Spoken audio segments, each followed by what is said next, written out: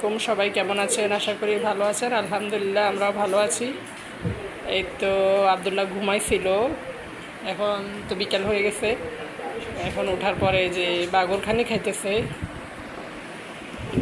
আর আমি এখন রান্না বান্না করবো। যে খেলনা, ওর সব খেলনা টেলনা দিয়ে খেলছে, খেলে এখন সে যে সে খাইতেছে এখন। না বাবা, বাবা মজা, বাবা এই যে দেখো তো মজা।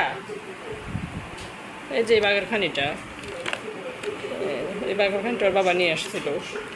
দেখি কি, আমি খাই নাই এখনো। বাগরখানি আমার এমনিতেই ভালো লাগে। এখন এটা কি মিষ্টি নাকি? ও, মিষ্টিটাই ভালো লাগে। তো এই আর কি, আমি যাই আমার একটু আদা রসুন পেঁয়াজ টেয়াজ বাইটায়, তারপরে ক্লিয়ার করে নিই। টিভিতে আমি আমার ব্লগই দেখতেছি, এই আর কি। মশলা বাটতেছি। কি বাবা, ধরো না। আদা রসুন একটু বাইটা নিলাম, এই যে আদা নিছি, বেশি না অল্প, যাতে দুই একদিন খাওয়া যায়। তারপরে যে পেঁয়াজগুলো বাইটা নিব, মাছ ভুনা করব।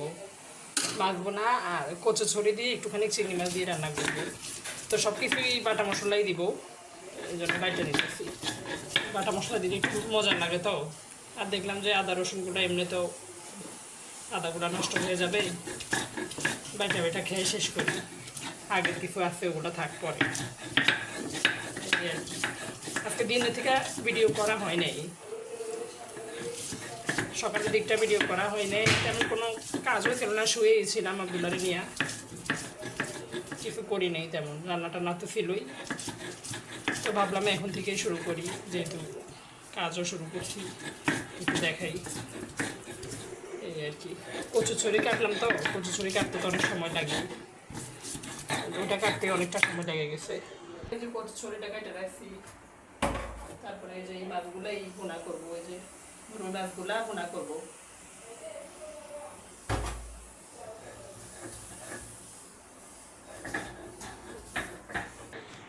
থ্যাংক ইউ দাও, আপুকে থ্যাংক ইউ দাও। Thank you, welcome. খাবার নিয়ে বলতেছে থ্যাংক ইউ। বাবাটা জ্বর ভালো হয়েছে, কিন্তু ঠান্ডাটা এখনো পুরো ভালো হয়নি।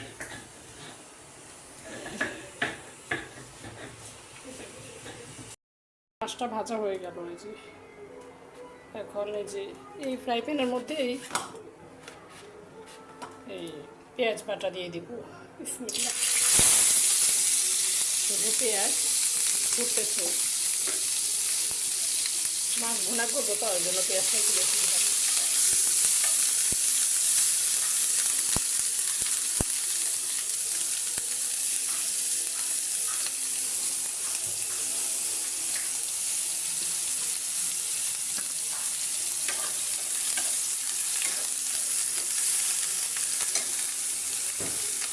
পানি দিয়ে দিই, নাহলে ফুটতে থাকবে।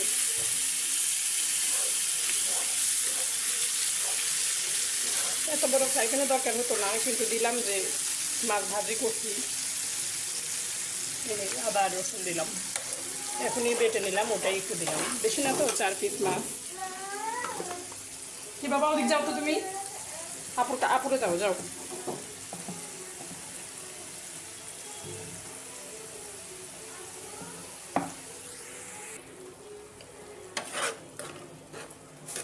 লবণ দিয়ে দিলাম। আমি খাইতেছি বাগেরখানি, এর জন্য কথা কম বলতেছি। মরিচ মরিচ দিলাম, একটুখানি হলুদ, একটু জিরা, ধনিয়া,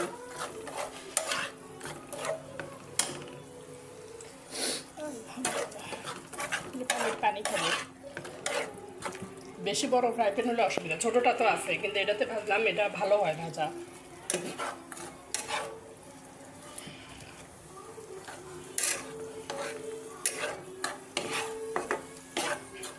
আমার যে চামচটা প্লাস্টিকের, ওটা আব্দুল্লাহ মনে ফেলে দিছে জালনা দিয়া। এখন রান্না করতে এসে পাইতেছি না, ওরে জিজ্ঞেস করলাম, ও বলে যে আমি ফালাই দিচ্ছি।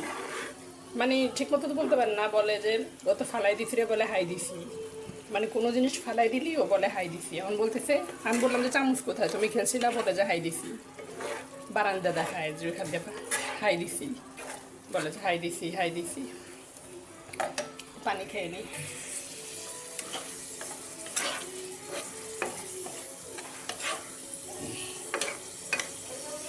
অনেকক্ষণ হয়ে গেছে।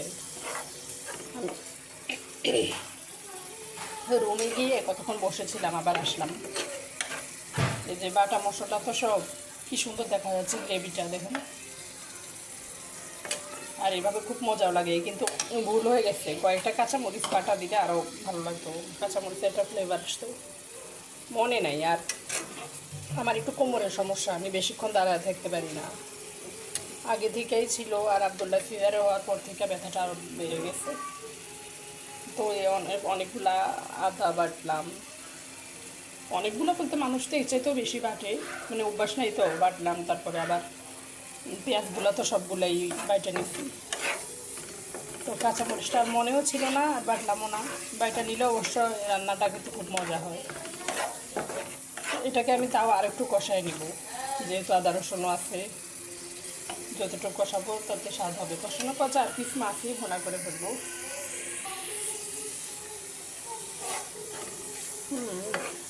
চামচটা খুঁজেই পাইতেছি না, ফালাই দিয়েছে মনে হয়। এখন আজকে আবার আরেকটা নিয়ে আসতে বলতে হবে। এগুলা দিন নাড়াচাড়া একটা সুবিধা, কিন্তু ওই যে নন স্টিকের জিনিসগুলো নষ্ট হয়ে যায় এগুলা দিয়ে। নতুন নতুন পাতিলগুলো নষ্ট হয়ে যায়, এটা দাগ পড়ে যায়। ওগুলো হলে তাহলে দাগটা পড়ে না, নষ্ট হয় না। এখন ঝোল দিয়ে দিব একটু, মাছটা দিই। মাছটা ভেঙে গেল। আরে মাছ ভেঙে গেলে আমি কি বলবো, আমার মেজাজটা এত খারাপ হয়ে যায়। যেটা ভাঙছে ওটা তো জোড়া হবে না।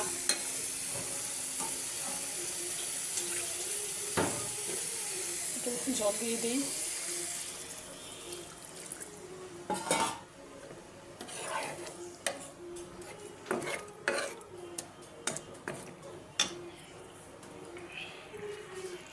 এই যে জল দিলাম এতটুকু, শুকালে তারপর নামাবো, আরও শুকাবো। এটা হয়ে গেলে তারপরে চিংড়ি মাছ দিয়ে কচু ছড়াটা হয়ে গেল। এই মাছটা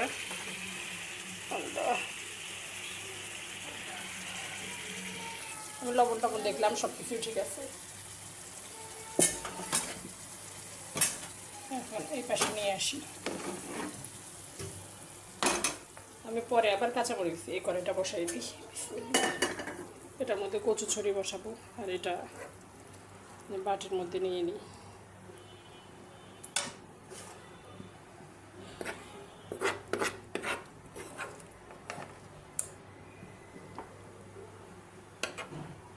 কারণ এত অল্প মাছের জন্য তো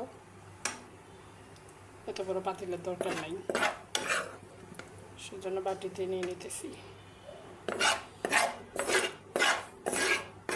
মশলাগুলো বাটা মশলা দেওয়াতে কি সুন্দর লাগতেছে। আর আমি এবার ফ্লেভারের জন্য কয়েকটা কাঁচামরিচ দিছি, কয়েকটা বলতে 3-4টা আর কি, জাস্ট একটু গ্রান হওয়ার জন্য। আর লবণ টবণ সব তো দেখলাম, সব কিছুই ঠিকঠাক আছে।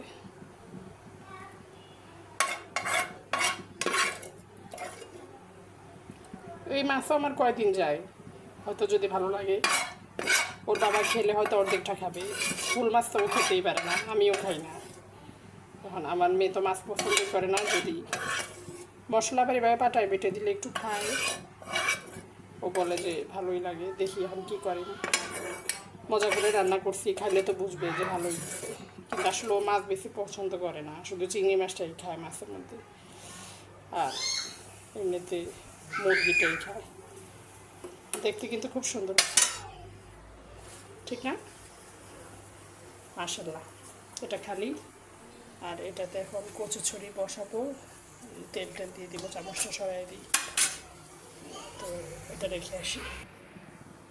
তেলটা দিয়ে দিলাম। এখন 1 চিমটি হলুদ দিই, যেহেতু চিংড়ি মাছগুলো দিব। 1 চিমটি লবণও দিলাম।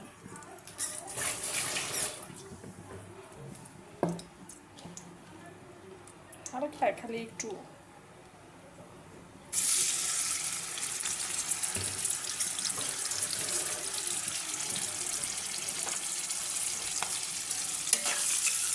বড় চিংড়িগুলোকে কাটে দিচ্ছি, 2টা চিংড়ি দিলাম একটু ব্রাউন হওয়ার জন্য।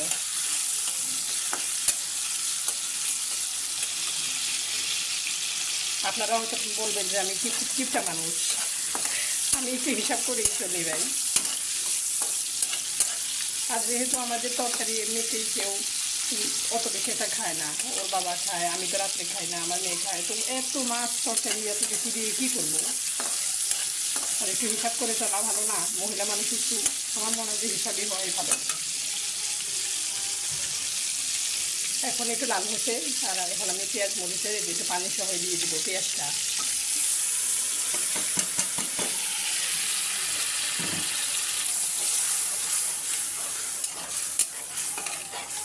পেঁয়াজটা দিলাম, এখন দেবো আদা রসুন।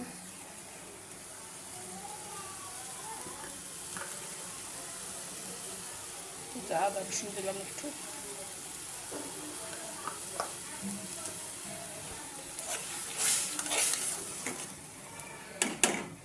এখন একটু হলুদ মরিচ সবই দিই, একটু মরিচ দিলাম, হলুদ,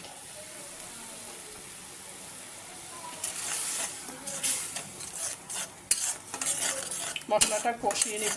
কষিয়ে তারপরে আমি দিব হচ্ছে কচুর ছড়িটা ধুয়ে রাখছি, তো এটা কষানো হোক, আগুনটা একটু কমায় দিই। আস্তে আস্তে কষানো হলে তেলটা উপরে আসলে তারপর দিব কচুর ছড়িগুলো। এই যে তেলগুলো উপরে উঠে আসছে, দেখেন। তো এখন আমি এই যে কচুর ছড়িগুলো দিয়ে দিব, এই যে ছড়িগুলো নিয়ে আসছি।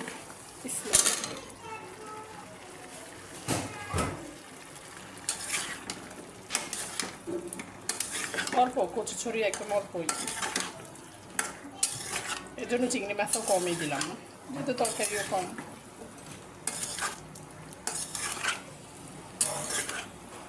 গরম লাগতেছে রান্না, এটা নেড়ে চেড়ে এখন ঢেকে দেবো। তারপরে আর কি, প্রতিদিন যেভাবে রান্না করি সেভাবেই একটু পর আসবো, দেখবো, একটু ঝোল, হালকা ঝোল রেখে নামিয়ে ফেলবো। একটু পানি দিই, পিছিল তরকারি তো লেগে যায় নিচে, সিদ্ধ হতে দিলে দেখা যায় যে পিছিল নিচে পাতিলের নিচে লেগে যায়।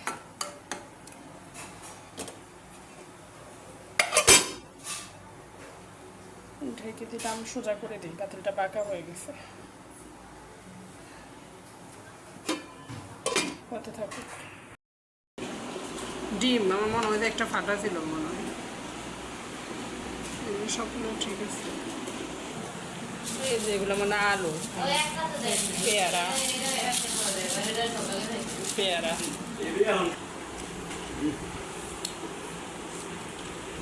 খাইছো না তুমি? খাইছো না? খাও কিছু না, ওটা খাইয়ে কমান দাও। নিয়ে আসছে নান রুটি, মনে হয় কি দেখি, ফোলটা দেখি, ফোল গিরিন মনে হয়।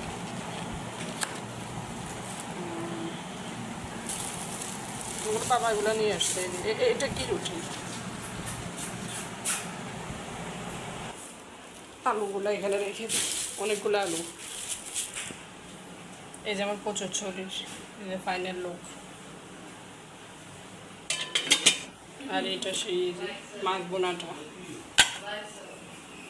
তাই তো আজকে ভিডিওটা এখানেই শেষ করি। সবাই ভালো থাকবেন, সুস্থ থাকবেন। আর ভিডিওটি ভালো লাগলে লাইক, কমেন্ট, শেয়ার, চ্যানেলটিকে সাবস্ক্রাইব করে আমাদের পাশে থাকবেন। সে পর্যন্ত সবাইকে আল্লাহ হাফেজ।